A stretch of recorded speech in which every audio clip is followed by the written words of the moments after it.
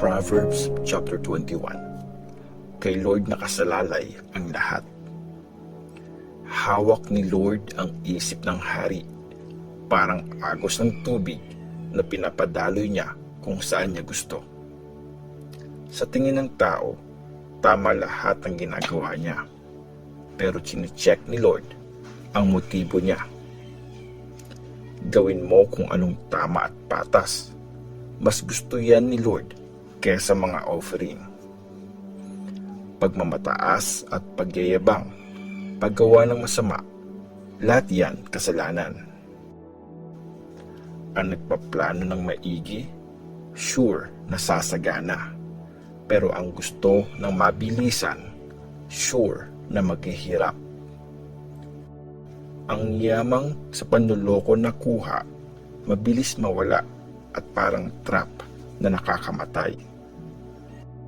Sariling karahasan ang sisira sa masama kasi ayaw nilang gawin ang tama. Baluktot ang pamumuhay ng taong may kasalanan, pero yung may malinis na puso, tama ang ginagawa.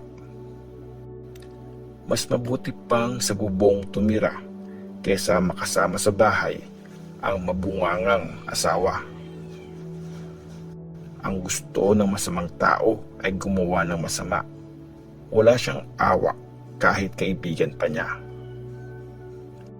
Natututo lang ang walang alam pag napaparusahan ang mayabang. Ang matalino pag tinuruan, dumadami ang nalalaman. Alam ng matuwid na Diyos ang nangyayari sa bahay ng masama. Wawasakin na sila at ibabagsak. Pag nagbingi-bingihan ka sa iyak ng mahihirap, hindi ka rin papakinggan pag ikaw na ang umiiyak. Lalamig ang ulo sa pasikretong regalo, kahit matinding galit na aalis pag may lagay. Masaya ang mga matuwid pag umiiral ang hustisya, nanginginig naman sa takot ang mga masama. Ang taong lumilihis sa tamang pag-iisip, siguradong mapapasama sa mga patay. Maghihirap ang taong puro pasarap sa buhay. Ang mahilig sa inuman at kainan, hindi yayaman. Yung mga masama ang magsasuffer, hindi ang mga matuwid. Yung mga taksil ang magdudusa, hindi yung mababait.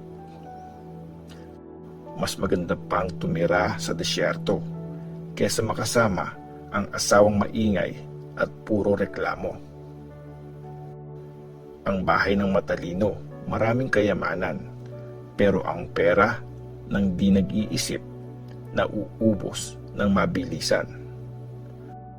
Maging mabuti ka at gawin mo ang tama, hahaba ang buhay mo at igagalang ka ng mga tao. Kayang sakupin ng matalino ang city na may malakas na sundalo.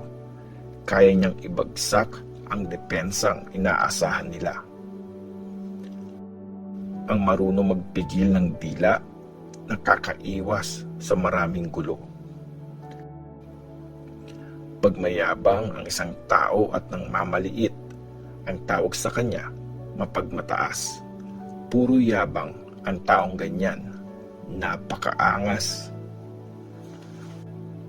Pag nasunod ang gusto ng tamad, yun ang papatay sa kanya. Ayaw niya kasi magtrabaho man lang. Buong araw, ang iniisip niya ay yung gusto niyang makuha. Pero yung matuwid, hindi madamot, bigay lang ng bigay. Ayaw na ayaw ng Diyos ang offering ng masama, lalo na pag masama ang motibo niya. Mamamatay ang witness na sinungaling, pero ang tapat na witness, papakinggan hanggang sa huli. Laging nagpapanggap ang taong masama, pero ang matuwid, pinag-iisipang mabuti ang ginagawa. Kahit anong talino, advice o talas ng isip meron ng tao, hindi yan uubra kay Lord. Nire-ready ang kabayo para sa gera, pero ang tagumpay kay Lord nakasalalay. Proverbs chapter 22. Magandang reputasyon. Piliin mo ang magandang reputasyon kaysa napakaraming pera. Mas okay na ginagalang ka kaysa meron kang silver at gold. Pareho ang mayaman at mahirap sa isang bagay. Parehong si Lord ang nag-create sa kanila. Pag nakita ng matalino na delikado ang sitwasyon, iiwasan niya yun. Pero tuloy-tuloy lang ang bobo at nagsasuffer siya dahil dito. Pag humble ka at may takot kay Lord, yayaman ka, igagalang at magkakaroon ng mahabang buhay. Maraming tinik at trap sa daan ng masasama. Kung mahal mo ang buhay mo, huwag kang dadaan doon. Turuan mo ang bata na mamuhay ng tama at di niya yun makakalimutan hanggang sa pagtanda niya. Hawak ng mayaman ang mga mahirap. Ang taong nangutang, alipin na nagpautang.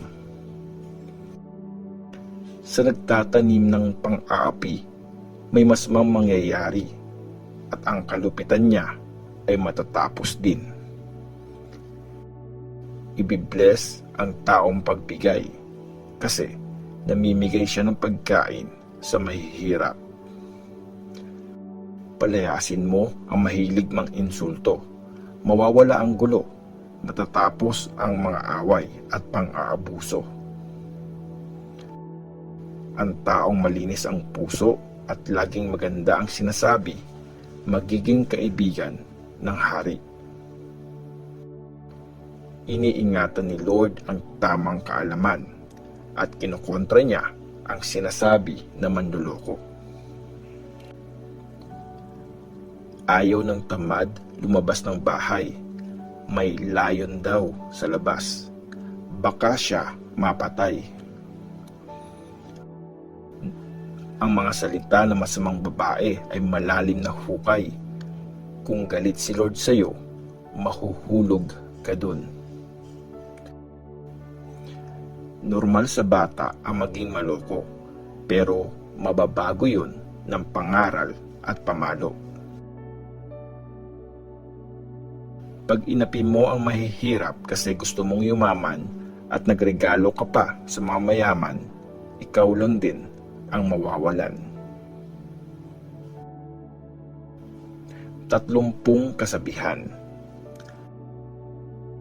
Makinig ka. Pakinggan mo ang sinasabi ng mga matalino. Aralin mo ang mga ituturo ko. Sasaya ka pag tinandaan mo ang mga ito at kaya mong i-recite. Gusto ko magtiwala ka kay Lord, kaya sasabihin ko ito sa iyo ngayon. Oo, sa iyo nga. Nagsulat ako ng 30 na kasabihan para sa iyo.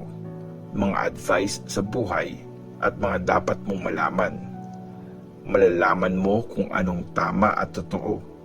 Kaya tama ang isasagot mo sa mga magtatanong sa iyo. Una, huwag mong nakawan ang mahirap kasi mahina sila. Huwag mong gipitin sa korte ang mga kawawa. Ipaglalaban sila ni Lord. Pagbabayarin niya yung mga nagnanakaw sa kanila.